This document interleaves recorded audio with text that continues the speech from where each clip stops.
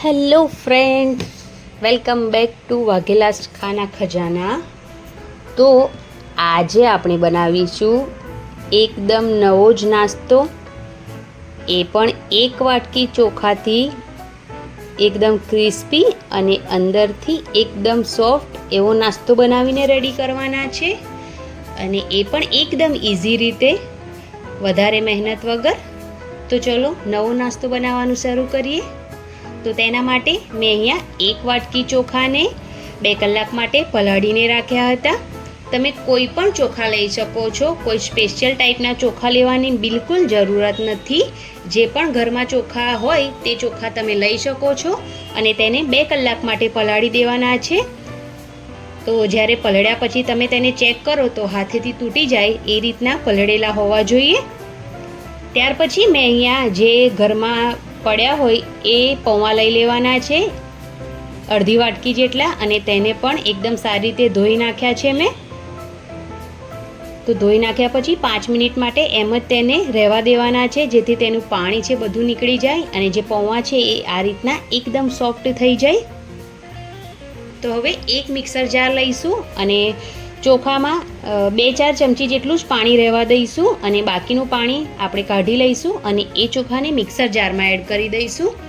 અને તેની સાથે જે પૌવાને પલાળીને રાખ્યા હતા કોળા કરીને તેને પણ એડ કરી દઈશું. આ જે બેટર બનાવીશું તે વધારે પાતળું ન થઈ જાય એટલા માટે પાણી થોડું ઓછું જ ઉમેરવાનું છે અને ઓછું પાણી ઉમેરીને એકદમ સોફ્ટ બેટર રેડી કરવાનું છે.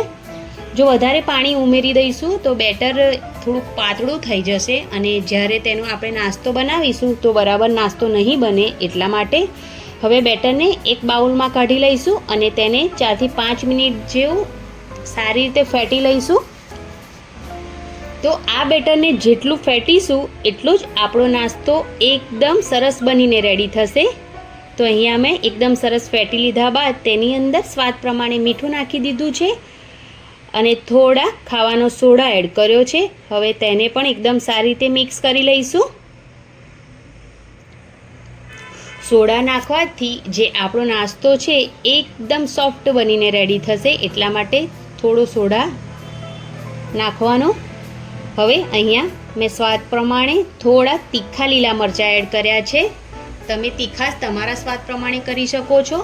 થોડા લીલા ધાણા એડ કર્યા છે, અડધી ચમચી જીરું એડ કર્યું છે, આદુ લસણની પેસ્ટ એડ કરી છે. જો તમે લસણ ના ખાતા હોય તો તમે સ્કીપ પણ કરી શકો છો, સિમ્પલ આદુ પણ એડ કરી શકો છો.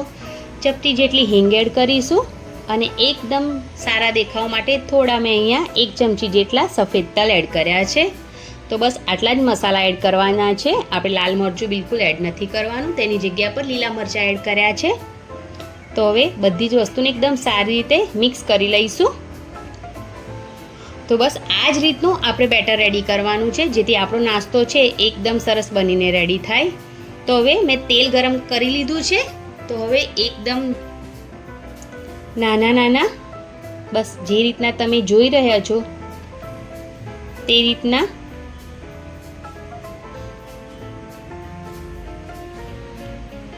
તેલ એકદમ ગરમ હોવું જોઈએ. અને જ્યારે આ નાસ્તો તમે તેલમાં એડ કરો પછી જે ગેસ છે એ મીડિયમ કરી દેવાનો છે અને મીડિયમ ગેસ પર એક સાઈડ પર 2 થી 2.5 મિનિટ જેવું એકદમ સારી રીતે તેને ફ્રાય થવા દેવાનું છે. આ નાસ્તાને એક સાઈડથી એકદમ સારી રીતે ફ્રાય થઈ જાય પછી તેને બીજી સાઈડ પલટવાનો છે અને એ જ રીતે બંને સાઈડથી એકદમ સારી રીતે ક્રિસ્પી અને અંદરથી એકદમ સોફ્ટ ફ્રાય ના થાય ત્યાં સુધી આ નાસ્તાને એકદમ સરસ ફ્રાય થવા દેવાનો છે. તો જેમ જેમ નાસ્તો ફ્રાય થશે તેમ તેમ નાસ્તો ઉપરથી એકદમ ક્રિસ્પી બનીને રેડી થશે. તો એકદમ સરસ એવો કલર પણ આવી ગયો છે અને જે આ નાસ્તો છે એકદમ સારી રીતે ફ્રાય પણ થઈ ગયો છે. તો હવે તેને બહાર કાઢી લઈશું તેલમાંથી અને આ જ રીતથી જે બાકીનો બેટર છે તેમાંથી પણ આપણે નાસ્તો બનાવીને રેડી કરી લઈશું. તો મેં અહીંયા એ જ રીતે બધા જ નાસ્તા બનાવીને રેડી કરી લીધા છે. તો હવે તેને સર્વ કરી લઈએ. તો તમે આ નાસ્તાને એમ જ ખાઈ શકો છો અથવા કોઈ ચટણી, ગ્રીન ચટણી સાથે પણ ખાઈ શકો છો. તો રેડી છે એકદમ ટેસ્ટી એવો ચોખાનો નવો નાસ્તો. તો તમને જો મારી આજની રેસીપી પસંદ આવી હોય તો પ્લીઝ મારી ચેનલને જરૂરથી સબસ્ક્રાઈબ કરજો, અને સબસ્ક્રાઈબ કર્યા પછી તેને અનસબસ્ક્રાઈબ બિલકુલ ના કરશો. અને તમે આ રેસીપી જરૂરથી ટ્રાય કરજો, અને ટ્રાય કર્યા પછી મને કોમેન્ટમાં જરૂરથી જણાવજો કે તમને આજની આ રેસીપી કેવી લાગી.